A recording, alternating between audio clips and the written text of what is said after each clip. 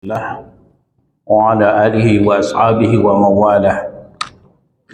أشهد أن لا إله إلا الله وحده لا شريك له وأشهد أن محمدا عبده ورسوله. Al-Ikhwah, sekarang kita lanjutkan perkataan daripada Fadilatul Syekh Ibn Al-Qayyim rahimahullahu ta'ala. Kita di halaman 55. Apa kata beliau? Kesempurnaan seseorang hamba bergantung kepada dua kekuatan ini. Apa itu? Ilmu dan cinta.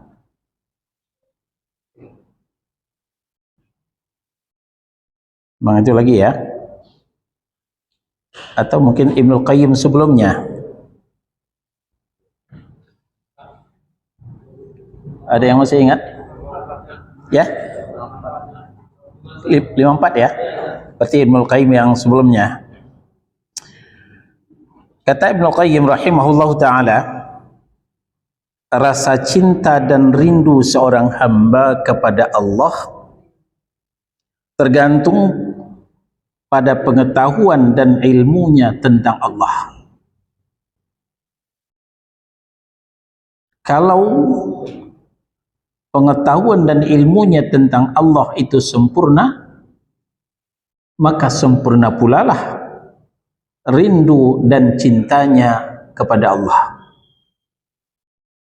Sebaliknya, ketika pengetahuan dan ilmunya tentang Allah ala kadarnya, nah maka rindu dan cintanya juga seperti itu.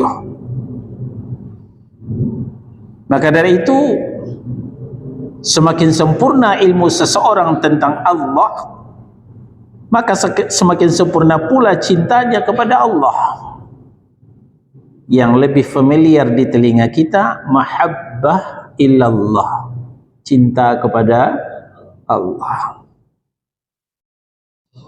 Nah, maka dari itu, siapa yang beriman kepada Allah Subhanahu wa ta'ala, beriman kepada nama-nama dan sifat-sifatnya, dan lebih mengenalnya, dia akan lebih mencintainya. Jadi kadar cinta itu bisa diukur daripada kadar keilmuannya tentang Allah. Dan demikian pula kelezatan untuk segera sampai kepadanya, tinggal bertetangga dengannya, melihat wajahnya dan mendengar perkataannya akan lebih sempurna. Mungkin kita bisa review ulang sosok yang akan menjadi calon istri kita. Ketika kita diperkenalkan dengan seorang gadis, dikatakan di mana tinggalnya, anak siapa, keturunan mana, di mana kampungnya, maka tentu tidak mungkin kita terima begitu saja. Iya deh, saya jadi suaminya. Enggak mungkin. Kita pelajari dulu. Kita adakan penelitian terlebih dahulu. Bila perlu kita suruh orang untuk mencari tahu siapa gadis ini sebenarnya, masih gadiskah ataukah sudah janda, dan lain sebagainya. Semakin mendalam pengetahuan kita tentang gadis itu, maka semakin besarlah cinta kepadanya dan semakin tinggilah hasrat untuk segera menikahinya. Sebaliknya, ketika pengetahuan seorang calon suami tentang istrinya juga tidak begitu mendalam, baru kenal, ketemu di pasar, di halte, tentu cintanya tidak akan mendalam. Cinta tidak akan mendalam, akan mudah beralih kepada wanita-wanita lain. Nah, inilah sebabnya kenapa kalau kita lihat ada seorang istiqamah bertauhid, mengesahkan Allah Subhanahu wa taala karena cintanya sudah mendalam kepada Allah. Kenapa? Karena dia sudah kenal siapa Allah itu sebenarnya, siapa namanya, bagaimana sifatnya. Sebaliknya, kenapa orang begitu gampang musyrik, mempersekutukan Allah? Menyembah Allah ia juga, menyembah batu ia juga, minta kepada Allah juga, minta kepada kuburan juga, karena cintanya kurang mendalam kepada Allah. Kenapa? Karena pengetahuannya tentang Allah juga dangkal, tidak begitu mengetahui namanya Allah, tidak begitu mengetahui sifat-sifatnya Allah Subhanahu wa taala.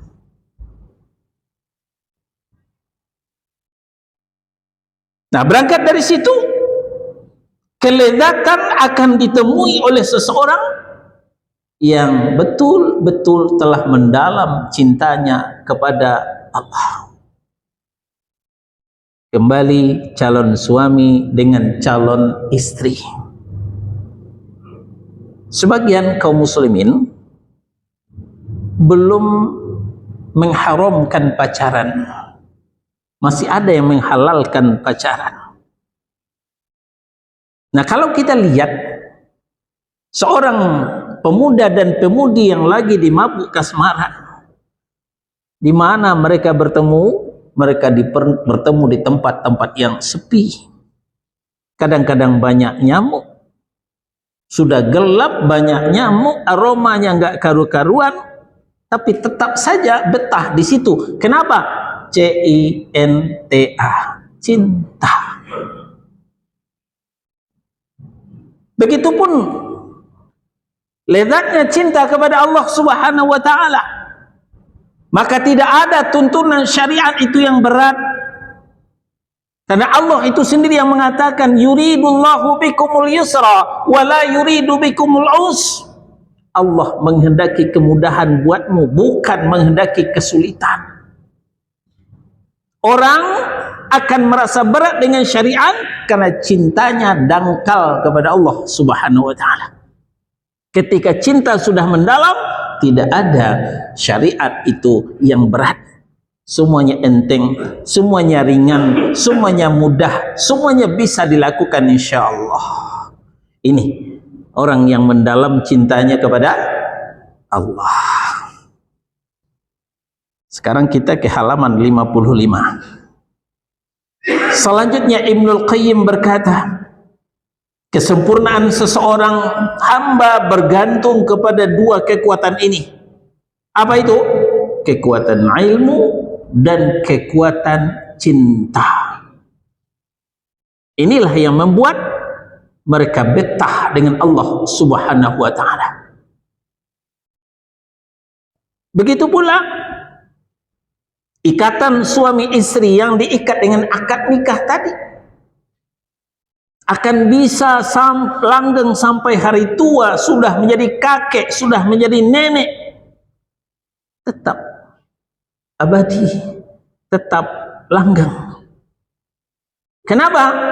Diawali dengan ilmu pengetahuannya tentang gadis yang akan dinikahinya dan bersemilah cinta.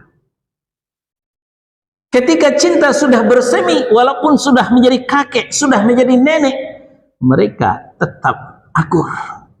Si kakek masih bisa melemparkan senyuman. Kemesraan ini janganlah cepat berlalu. Si nenek pun tidak juga ketinggalan.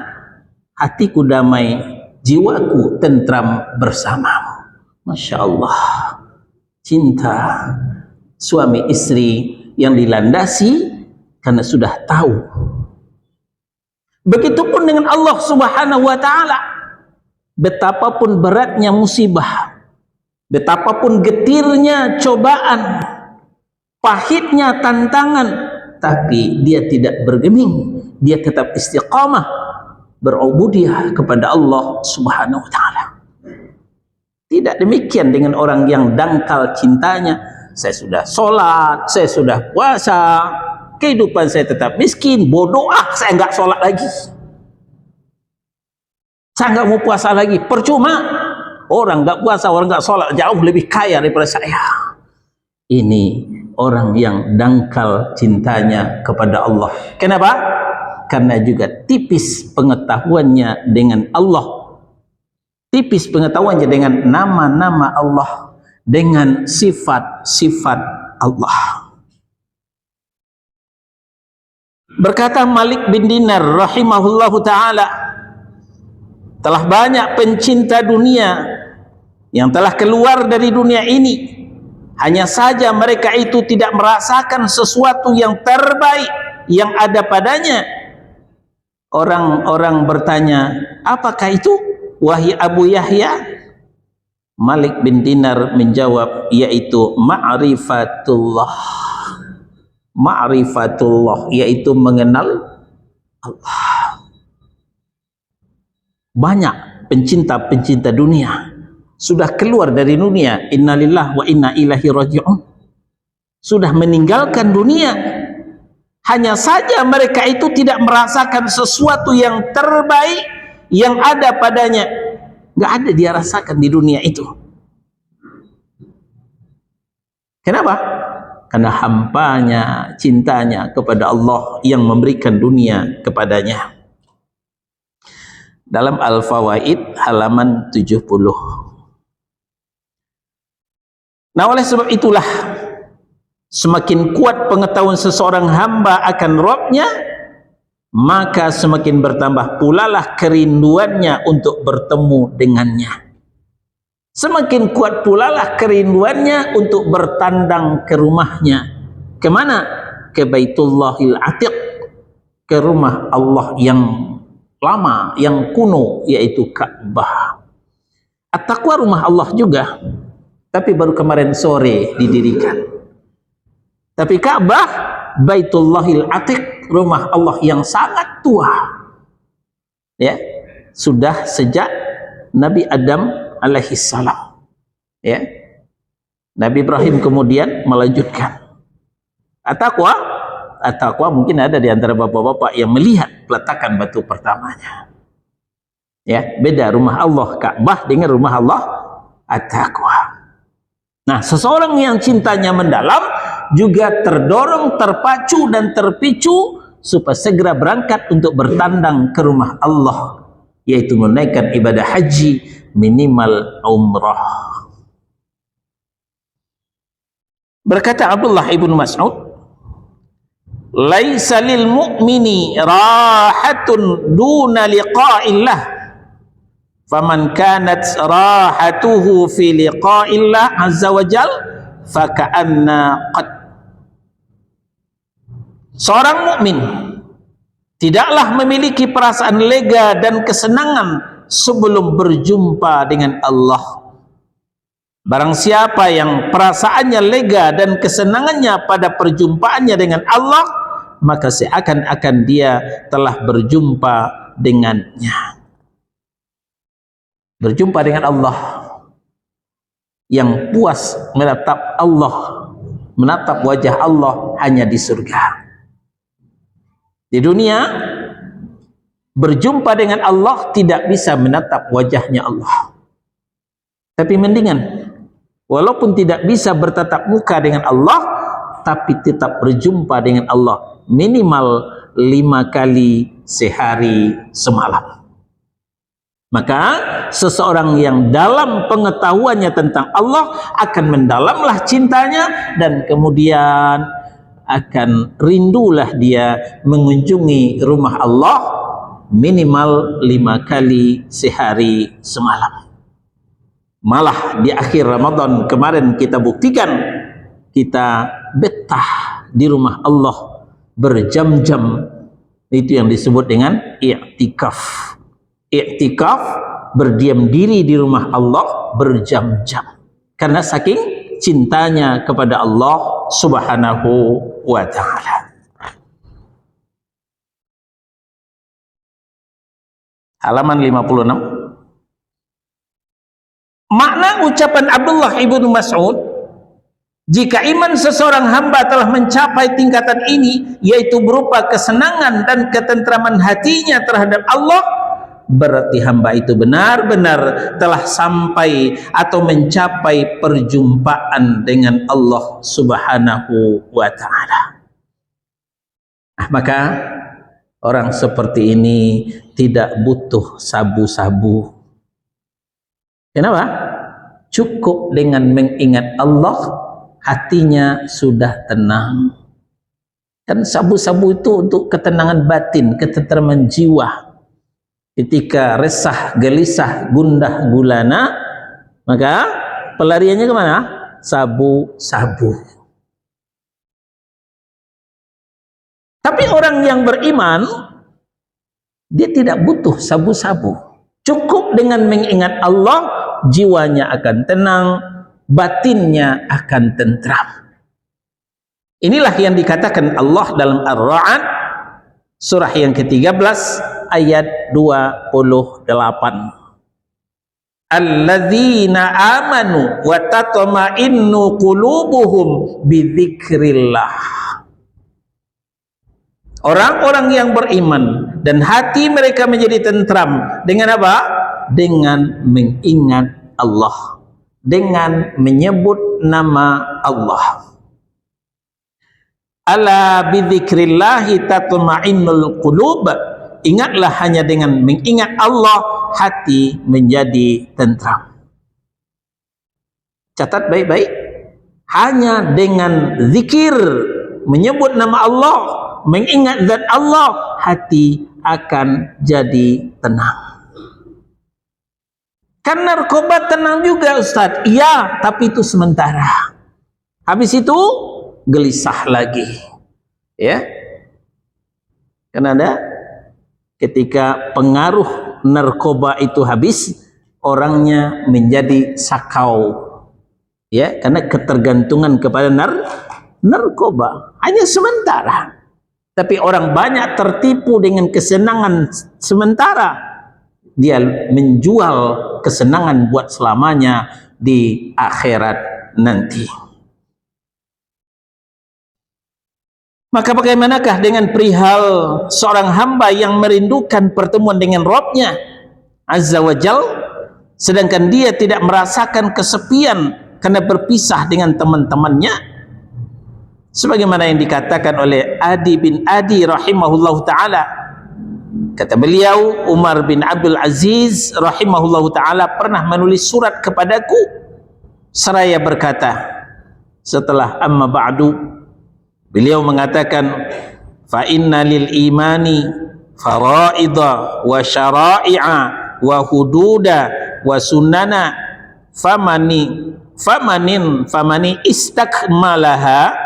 istakmalal imana wa man lam yastakmilha lam yastakmilil imana fa in a'ish fasaubayyinuha lakum hatta ta'malu biha wa in amut fama ana ala suhbatikum biharisin. Bahwasanya iman, kata Abdul Aziz, Umar bin Abdul Aziz, bahwasanya iman itu memiliki kewajiban-kewajiban, syariat-syariat, batasan-batasan, dan sunnah-sunnah. Barang siapa yang menyempurnakannya, berarti dia telah menyempurnakan iman. Barang siapa yang belum menyempurnakannya, berarti dia belum menyempurnakan iman. Jika usiaku masih ada, akan kujelaskan pada kalian hingga kalian mengamalkannya. Namun jika aku meninggal, aku pun bukanlah seorang yang antusias untuk bersahabat dengan kalian. Demikian kata Umar bin Abdul Aziz.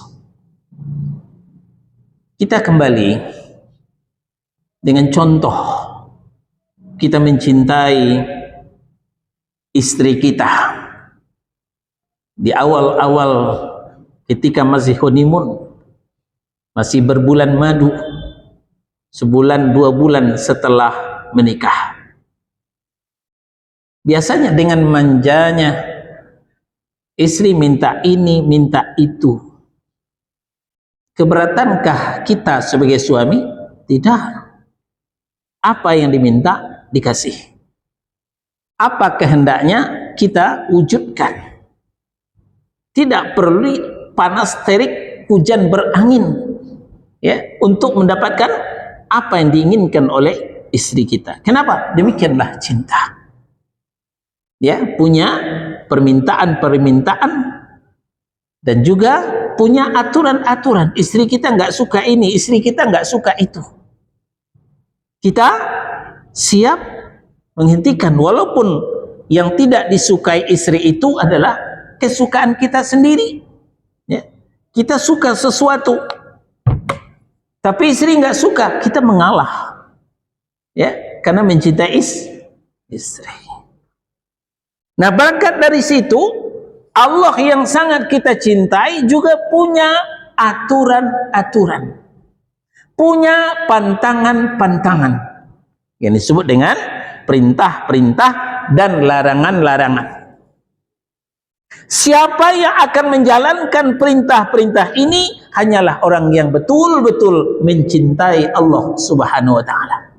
Tidak ada perintah Allah itu yang berat, maka dilaksanakanlah perintah itu dengan sepenuh hati, bukan dengan setengah hati. Apa yang dilarang oleh Allah Subhanahu wa ta'ala ditinggalkan dengan kerelaan, bukan dengan keterpaksaan. Kenapa? C-I-N-T-A, cinta kepada Allah Subhanahu wa ta'ala.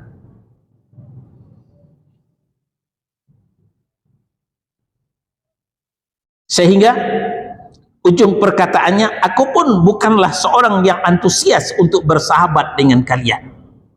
Masya Allah. Ya. Ketika orang itu mau ikut bersama dalam rangka mentaati perintah Allah, menjauhi larangan Allah, maka seorang yang mencintai Allah akan mau berteman. Sebaliknya, ketika orang itu tidak mau ikut bersama mentaati perintah Allah, menjauhi larangan Allah, apa katanya? Aku bukanlah seorang yang antusias untuk bersahabat dengan kalian. Kalian mau ikut aku? Ayo.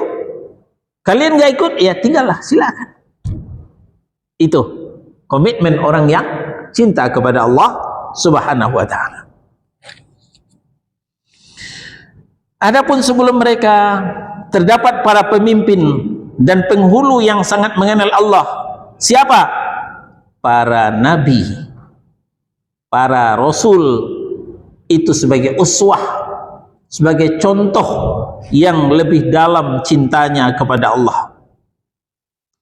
Sungguh perhatian Rabb Tabaraka wa ta'ala kepada mereka telah sampai pada titik maksimal, sampai pada tingkat di mana mereka diberikan hak untuk memilih antara perpanjangan masa hidup atau kematian.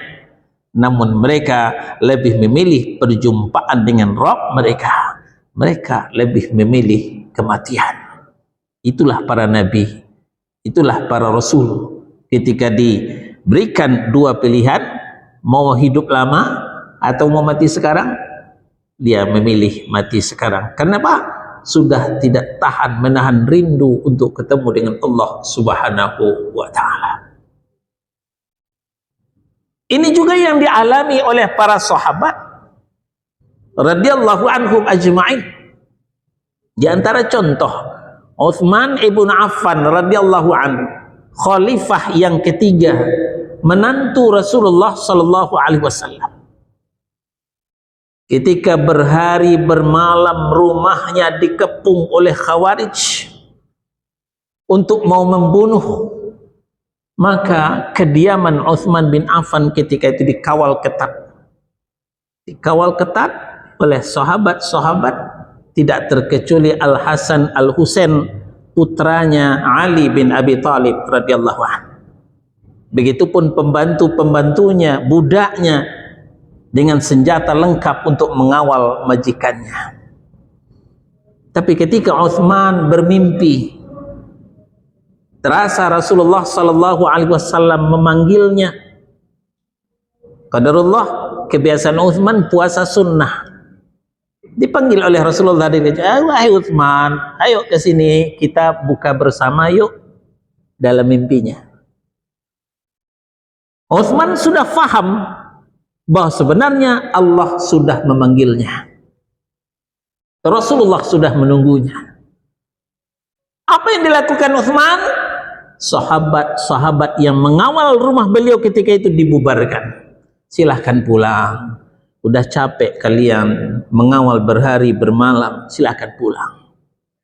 Pembantuku, budak-budakku, siapa yang meletakkan senjatanya, merdeka.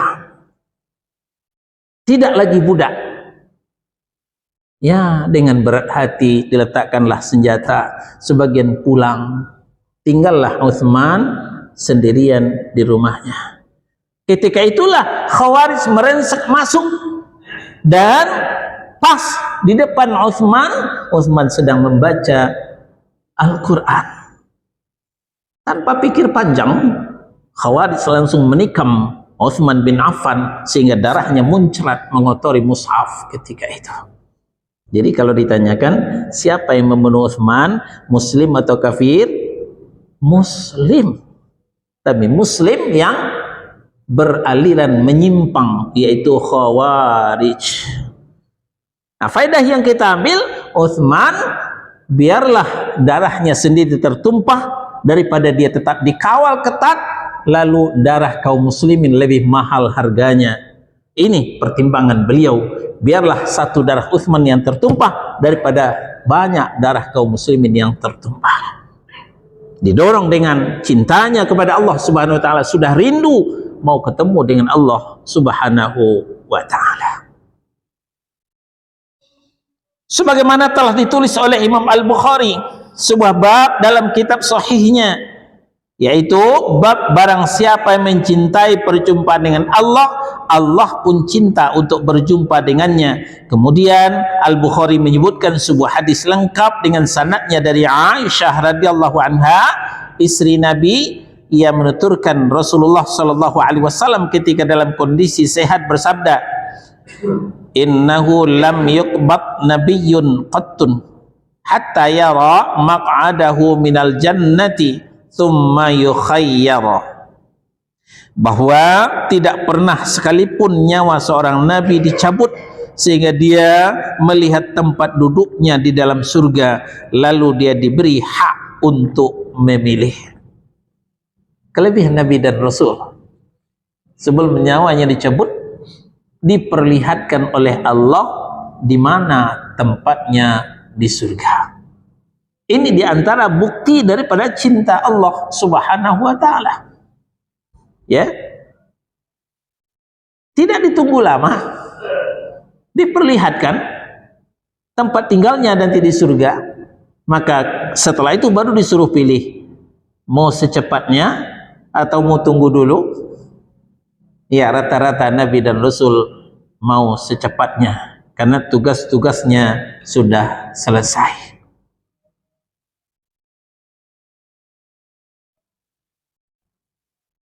Selanjutnya Aisyah radhiyallahu anha menuturkan, maka ketika kematian menghampiri beliau sallallahu alaihi wasallam, ketika itu kepada beliau berada di pangkuanku, kepala beliau berada di pangkuanku.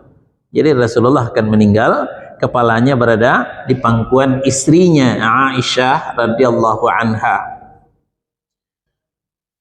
Beliau pingsan sejenak, lalu sadar dari pingsannya. Maka beliau mengarahkan pandangannya ke atap rumah, lalu beliau bersabda, Allahumma rafiqal a'la. Ya Allah, aku memilih bertemu rekan-rekanku yang berada di tempat yang paling tinggi. Masya Allah, ya, Rasulullah lebih merindukan sahabat-sahabatnya di tempat yang tinggi. Siapa? Para malaikat. Para malaikat penghuni langit. Nah, maka aku Aisyah, ya, aku yang di sini maksud di sini adalah Aisyah. Beliau katakan, kalau begitu beliau tidak memilih kami. Dan dari ucapan ini aku mengetahui bahwa itulah hadis yang pernah disampaikannya kepada kami. Maka itulah kalimat terakhir yang diucapkan oleh Nabi sallallahu alaihi wasallam, yaitu Allahumma rafiqal a'la. ya Allah, aku memilih bertemu rekan-rekanku yang berada di tempat yang paling tinggi. Nah, maka bagaimana mungkin perangai sebagian orang berpaling dari memahami hal ini? Bagaimana mungkin tabir tebal telah menutupi mereka darinya, lalu dengan serta-merta menuduh setiap orang yang membela sifat-sifat dan nama Allah dari syubhat para pengingkar sifat dan orang-orang yang menyamakannya dengan makhluknya, mereka menuduhnya sebagai orang yang keliru dan tidak benar, orang yang sesat. Ya, sekarang kan lagi sengit ini. Salah satu sifat Allah yang diperdebatkan apa? Istiwa di arash. Ar-Rahmanu 'alal 'arsy istawa. Allah yang Rahman itu istiwa di arash. Tidak kurang dari 9 tempat dalam Al-Quran Allah katakan Allah itu istiwa di arash. Lalu banyak kaum muslim yang menentang. Di antaranya Asy'ariyah yang mentakwil menjadi istaula. Mentakwil artinya merubah, memalingkan, ya. Istiwa itu enggak benar. Yang dimaksud adalah istaula. Apa itu? Berkuasa di arsy, bukan istiwa. Karena istiwa itu membutuhkan tempat. Allah enggak butuh kepada tempat. Kalau Allah butuh kepada tempat, berarti Allah sama dengan makhluk, kata mereka. Ini syubhat. Ini syubhat. Jadi kita yang meyakini Allah istiwa di arash, mereka mengatakan bahwa kita meyakini Allah membutuhkan tempat. Berarti kita dituduh sebagai musyabbihah, kaum mujassimah, menyamakan Allah dengan makhluk. Kita bantah. Kita meyakini sifat Allah istiwa bukan berarti kita menyamakan Allah dengan makhluk. Sama dengan ketika kita meyakini Allah itu mendengar, Allah itu melihat, apakah kita menyamakan Allah dengan makhluk? Tidak, saudara-saudara.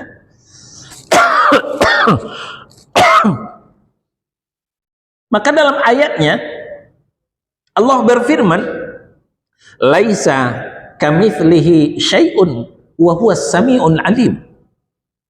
Tidak satupun yang serupa dengan Allah, tapi Allah itu maha mendengar lagi maha mengetahui.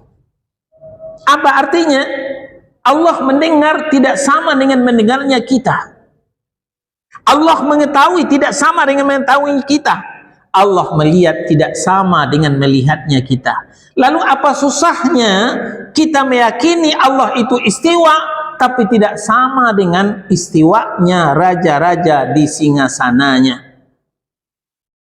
Kalau begitu Allah punya tempat, iya, tapi tempatnya tidak sama dengan tempat kita. Arash itu tidak ada bandingannya di muka bumi ini.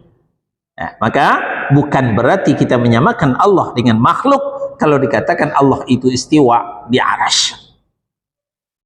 Dengarkanlah apa yang dikatakan Imam Malik bin Anas ketika ditanya oleh yang hadir dalam majelisnya, wahai Imam, bukankah dalam Al-Quran Ar-Rahmanu 'alal 'arsy istawa, Allah itu istiwa di arash? Ya, betul. Bagaimana cara Allah istiwa di arash? Tidak langsung dijawab oleh Imam Malik. Beliau terdiam lama sambil keringatnya bercucuran. Lalu beliau mengatakan, al-istiwa'u ghairu majhul, al-istiwa'u ma'lum. Istiwa itu sudah jelas. Istiwa itu sudah dimaklumi. Kenapa? Banyak ayat dalam Al-Quran yang menegaskan Allah istiwa. Ditambah dengan hadis Nabi. Para ulama di kalangan sahabat sepakat mengatakan Allah itu istiwa. Wal kaifu ghairu ma'lum. Sedangkan kaifiatnya, caranya, ini tidak bisa dicapai nalar. Wal imanu bihi wajib. Beriman kepada istiwa itu hukumnya wajib. Siapa yang tidak beriman berarti telah ingkar kepada Al-Quran. Wa ma araka wasu'alu anhu bid'ah. Mempertanyakan tentang istiwa itu hukumnya bid'ah. Kenapa? Para sahabat gak pernah mempertanyakan istiwa itu kepada Rasulullah sallallahu alaihi wasallam. Wa ma araka illa dhallan. Aku tidak melihatmu kecuali dalam kesesatan. Akhirnya yang bertanya itu diusir oleh Imam Malik dari majelisnya. Karena bila tidak boleh mempertanyakan kaifiat tata cara ya istiwanya Allah Subhanahu wa taala. Bagaimana mungkin pengajaran serta pembelaan terhadap tauhid yang menjadi pijakan para salafus saleh dikatakan sebagai ucapan-ucapan yang saling membatalkan satu dengan lainnya dan sebagai bentuk dialog ala Bizantium? Ini tudingan-tudingan yang tidak beralasan. Akan tetapi bagaimanakah mungkin saudaraku para pembaca sekalian, kata penulis, dapat tertipu dengan ucapan ini padahal engkau menyaksikan sendiri bahwasanya hampir pada setiap ayat Al-Quran yang engkau lewati selalu berakhir dengan peringatan atau penyebutan salah satu dari nama-nama Allah atau salah satu daripada sifat-sifatnya Allah. Ya, bagi kita yang sering mentadabbur Al-Quran, kita tidak asing lagi dengan nama dan sifatnya Allah. Berikut ini diturunkan beberapa ayat yang menyebutkan nama dan sifat Allah. Namun kita istirahat sejenak, silahkan muazin.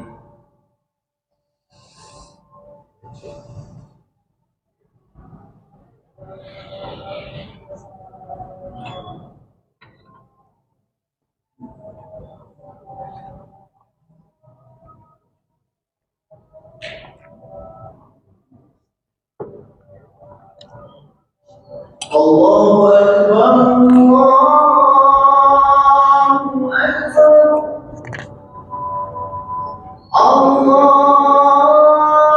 Allahu Akbar,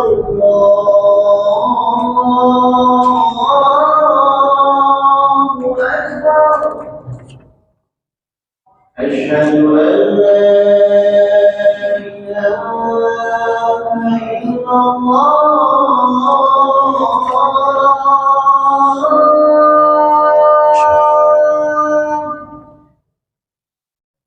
أشهد أن لا إله إلا الله. أشهد أن محمدا رسول الله.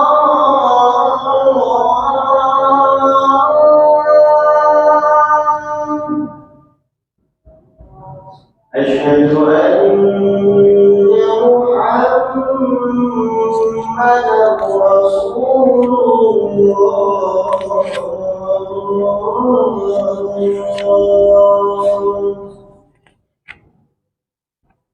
حي على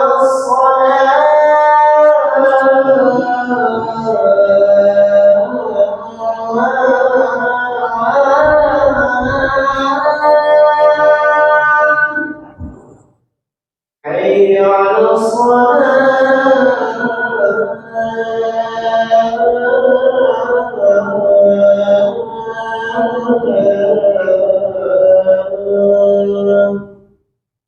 حي على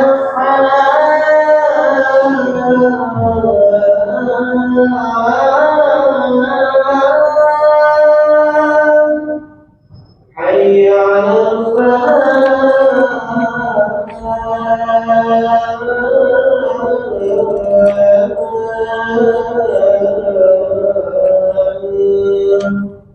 الله أكبر، الله أكبر، لا إله إلا الله.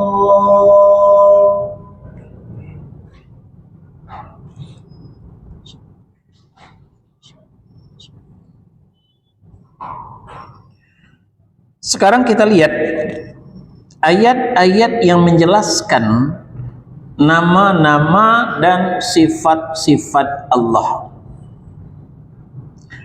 Mulai dari At-Taubah surah yang ke-9 ayat 5. Innallaha ghafurur rahim. Sesungguhnya Allah Maha Pengampun, Maha Penyayang. Tapi Allah Maha Pengampun tidak sama dengan Hakim Maha Pengampun. Hakim Maha Pengampun boleh jadi telah dikasih duit sebelumnya. Betapa banyak kasus jual beli hukum ya di pengadilan. Maka tidak berlebihan kalau kita katakan di dunia banyak pengadilan tapi keadilan susah dicari. Di akhirat hanya satu pengadilan tapi orang diadili seadil-adilnya. Jadi Allah Maha Pengampun, Hakim Maha Pengampun juga, tapi tidak sama Maha Pengampunnya Allah dengan pengampunnya Hakim. Rahim Maha Penyayang. Allah Maha Penyayang. Kita juga penyayang kepada istri kita. Istri kita juga penyayang kepada kita. Tapi tidak sama penyayangnya Allah dengan penyayangnya suami istri. Selanjutnya An-Nisa surah yang keempat ayat 17. Wa kana Allahu aliman hakima. Allah Maha mengetahui lagi Maha bijaksana. Tapi tidak sama dengan pengetahuan kita. Pengetahuan Allah meliputi langit dan bumi. Pengetahuan kita hanya secuil. Walaupun kita S1, S2, S3, S-teler. Ya, pengetahuan kita secuil, tidak berimbang dengan pengetahuan Allah Subhanahu wa taala. Begitupun Hakimah, bijaksana. Kita juga bijaksana, tapi tidak sama bijaksananya Allah dengan bijaksananya kita. Bijaksananya Allah betul-betul bijaksana, tapi bijaksananya manusia adalah bijaksana dengan ketidakbijaksanaan. Ya, kebijaksanaan yang tidak bijaksana. Banyak kita temui kebijaksanaan yang tidak bijaksana. Tidak demikian dengan Allah Subhanahu wa taala. Lanjut Al-Maidah surah yang kelima ayat 95. Wallahu azizun dzuntiqam. Dan Allah Maha Perkasa, memiliki kekuasaan untuk menyiksa, untuk menghukum. Siapa yang dihukum? Yang betul-betul bersalah, tanpa pandang bulu, tanpa tebang pilih. Siapa yang bersalah dihukum oleh Allah Subhanahu wa taala. Di dunia ada juga hukuman, ya, tapi tidak sama hukuman Allah dengan hukuman di dunia. Hukuman di dunia tumpul ke atas, tajam ke bawah. Hukuman akan berlaku kalau dia tidak punya duit, tapi kalau duitnya banyak bisa bebas dari hukum. Itulah dia hukuman Allah, tidak sama dengan hukum di dunia. Berlanjut Al-Baqarah surah yang kedua ayat 235. Wa'lamu annallaha ya'lamu ma fi anfusikum fahdaruhu wa'lamu annallaha ghafurun halim. Ketahuilah bahwa Allah mengetahui apa yang ada di dalam hatimu, maka takutlah kepadanya, dan ketahuilah bahwa Allah Maha Pengampun, Maha Penyantun. Apa faedah yang bisa kita ambil dari ayat ini? Belum bergerak, belum melaksanakan, baru berencana, itu tidak luput daripada pengetahuan Allah. Ini yang dikatakan Allah, wa'lamu annallaha ya'lamu ma fi anfusikum fahdharuh. Ketahuilah bahwa Allah mengetahui apa yang ada dalam hatimu, rencanamu, maka takutlah kepadanya. Dan yang sudah terlanjur, wa'lamu annallaha ghafurun halim. Ketahuilah bahwa Allah Maha Pengampun, Maha Penyantun. Al-Ahzab surah 33 ayat 25. Wa kana Allahu qawiyyun aziza. Dan Allah Maha Kuat, Maha Perkasa. Jangan khawatir dengan Allah Subhanahu wa taala. Ketika musuh-musuh Allah sudah melampaui batas, maka suatu saat akan turun bantuan dari Allah Subhanahu wa taala. Kita sudah sering sampaikan bagaimana peristiwa perang Badar, perang yang tidak seimbang, tapi berkat bantuan dari Allah, perang tetap dimenangkan oleh kaum muslimin. Asy-Syu'ara surah 26 ayat 68. Wa inna rabbaka lahuwal azizur rahim, dan sesungguhnya Rabbmu dialah yang maha perkasa, maha penyayang. Ini semuanya adalah sifat-sifat Allah. Ini semuanya adalah nama-nama Allah. Al-Aziz, maha perkasa, Ar-Rahim, maha penyayang. Maha perkasa untuk menghadapi musuh-musuhnya, pembangkang-pembangkang yang melawan syariat. Ar-Rahim, maha penyayang terhadap hambanya yang taat kepada beliau. An-Nisa surah 4 ayat 1. Innallaha kana 'alaikum raqiba. Sesungguhnya Allah selalu menjaga dan mengawasimu. Ya, kita selalu dijaga dan diawasi oleh Allah. At-Taghabun surah 64 ayat 6. Wallahu ghaniyyun hamid, dan Allah maha kaya, maha terpuji. Terakhir untuk malam ini, Al-Buruj surah 85 ayat 12 sampai 16. Inna batasya rabbika lasyadid, innahu huwa yubdi'u wa yu'id, wa huwal ghafurul wadud, dzul 'arsyil majid, fa'alul lima yurid. Sungguh azab Rabbmu sangat keras, sangat keras. Sungguh dialah yang memulai penciptaan makhluk dan menghidupkannya kembali, dan dialah yang maha pengampun, maha pengasih, dan memiliki arasy, lagi maha mulia, maha kuasa berbuat apa yang dia kehendaki. Ayat-ayat tersebut adalah menceritakan tentang nama-nama yang husna, yang baik, dan sifat-sifat yang mulia. Baik, sampai di sini. InsyaAllah Senin pekan depan kita lanjutkan kembali. Ada yang bertanya, silakan.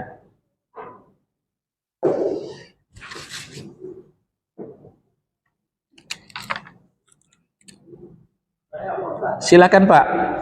Kalau rasa susahnya itu lebih didorong karena takut, gimana itu? Ulang lagi Pak. Rasa cintanya terhadap Allah karena didorong dengan rasa takut. Ya. Memang itulah, ya, sebagai pilar ubudiyah, mahabbah, cinta tidak berjalan sendiri. Akan ada di sampingnya khauf, takut. Takut dengan apa? Takut dengan murka dan azabnya Allah. Satu lagi, roja, harap. Harap dengan apa? Harap dengan ridha dan surganya Allah. Ada yang mengatakan bahwa roja dan khauf itu tidak masuk kepada orang yang ikhlas. Itu namanya pamrih, ada maunya. Orang yang ikhlas, dia tidak perlu roja, tidak perlu khauf. Saya tidak takut dengan nerakanya Allah, mau dilemparkan ke neraka juga silahkan. Saya tidak harap dengan surganya Allah, tidak dikasih surga juga nggak apa-apa. Yang penting saya cinta kepada Allah. Yang takut dengan neraka, yang harap dengan surga, berarti kurang ikhlas kepada Allah, kata mereka. Kalau demikian, Rasulullah tidak ikhlas. Kenapa? Rasulullah senantiasa berdoa, dan doa ini sering kita baca ketika Ramadan. Apa bunyinya? Allahumma inni as'alukal jannata wa a'udzubika minan nar. Sering dibaca Rasul. Sesungguhnya aku meminta surga kepada Engkau ya Allah, dan berlindung kepadamu dari nerakamu ya Allah. Apakah Rasulullah kurang ikhlas? Rasulullah itu rajanya ikhlas. Nah, jadi dengan demikian kita jawab, cinta didorong rasa takut, bagaimana? Ya sudah, memang begitu kenyataannya. Ya, cinta bukan berjalan sendiri, tapi cinta didampingi rasa khauf, takut, didampingi rasa raja, harap. Takut dengan murka dan nerakanya Allah, harap dengan ridho dan surganya Allah. Wallahu a'lam. Ada lagi? Cukup? Ya, kita tutup. Subhanakallahumma wa bihamdika asyhadu an la ilaha illa anta astaghfiruka wa atubu ilaik. Wassallallahu ala nabiyyina Muhammadin wa ala alihi wa sahbihi wasallam. Barakallahu li wa lakum. Wassalamu alaikum warahmatullahi wabarakatuh. Waalaikumsalam.